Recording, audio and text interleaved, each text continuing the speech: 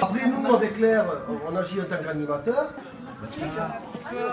Ça va et toi? Oui. On va passer une soirée ainsi.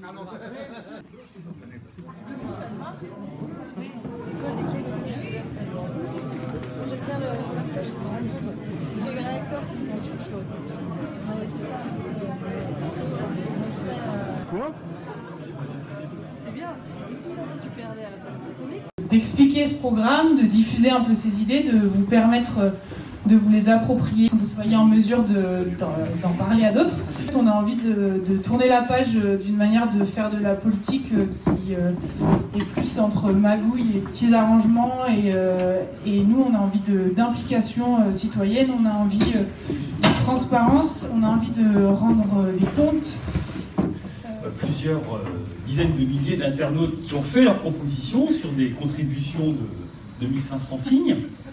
Et ces contributions ensuite ont été compilées par Charlotte Girard et Jacques Généreux pour former un premier texte qui a été reproposé aux internautes qui ont pu l'amender jusqu'à la Convention de Lille.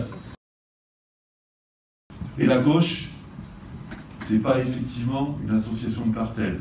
C'est la façon dont les gens s'emparent de l'histoire pour l'écrire, ça s'appelle l'humanité, et répond aux problèmes qui se posent à eux dans leur quotidien. Et c'est bien ça le sens de notre engagement, et ça sera bien ça le sens de l'unité si on doit la construire. Il n'y aura pas d'arrangement sur les convictions, on le précise bien. Autre chose, et pour conclure, je vais citer une célèbre personnalité du Carbozin, et vous attendez tous bien évidemment à Jean Jaurès. Ben non, c'était ma grand-mère de Blaye-Méline, et qui va bien résumer cette histoire d'unité. Elle m'a toujours dit, quand on a de l'argent, on le compte, quand on n'a pas d'argent, on ne le compte pas. Pour l'unité, il va falloir que certains apprennent à ne pas compter. Grandes banques françaises qui ont des prises de participation importantes dans les noyaux durs des entreprises françaises. C'est ça le monde de la finance. Aujourd'hui, qui côtoie à côté les fonds de pension anglo-saxons qui détiennent la moitié des entreprises françaises, mais qui représentent un capital extrêmement dispersé. En réalité, ceux qui ont le pouvoir, ce n'est pas les fonds de pension anglo-saxons, c'est les grandes familles qui détiennent les noyaux durs des entreprises françaises.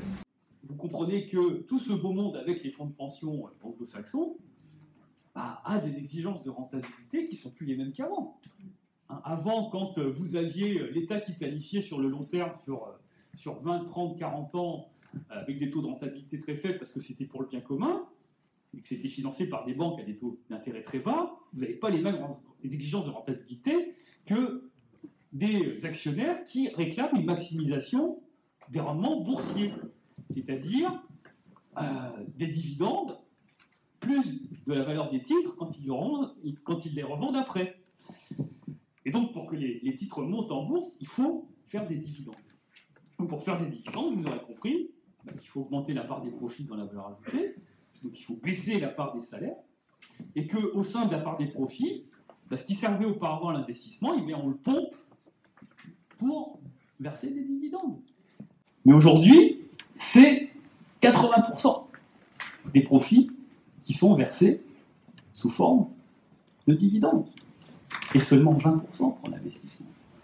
Donc vous comprenez que quand on fait un CICE, quand on fait des crédits d'impôt ou des baisses de...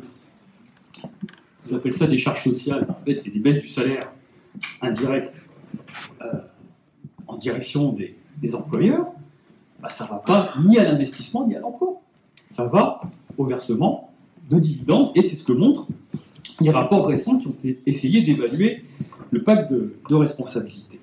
Lutter contre la pauvreté, notamment 30 milliards sur la revalorisation des minima sociaux au niveau du seuil de pauvreté à 1 000 €. Alors, vous voyez qu'on est bien au-delà de l'usine à gaz d'Amont, qui a fini par une revalorisation bidon du RSA, à peine 600 €. Bon, nous, on met les minima sociaux à 1 000 €.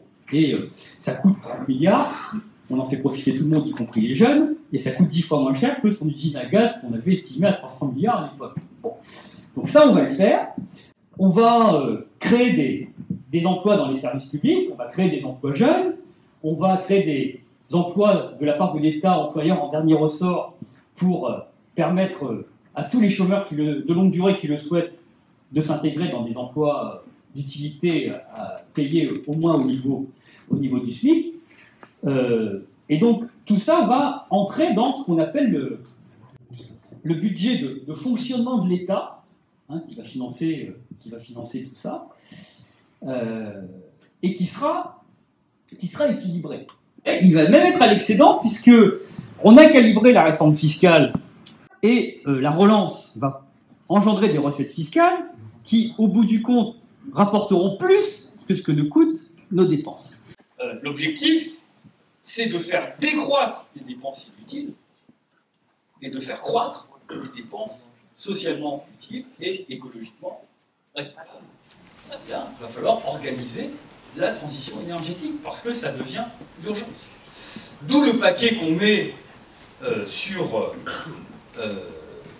un plan de relance orienté vers la mise en place de la filière des énergies renouvelables.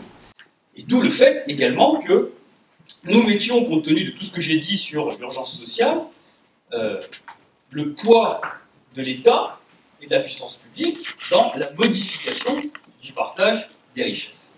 La relance va engendrer des recettes fiscales qui, au bout du compte, rapporteront plus que ce que nous coûtent nos dépenses.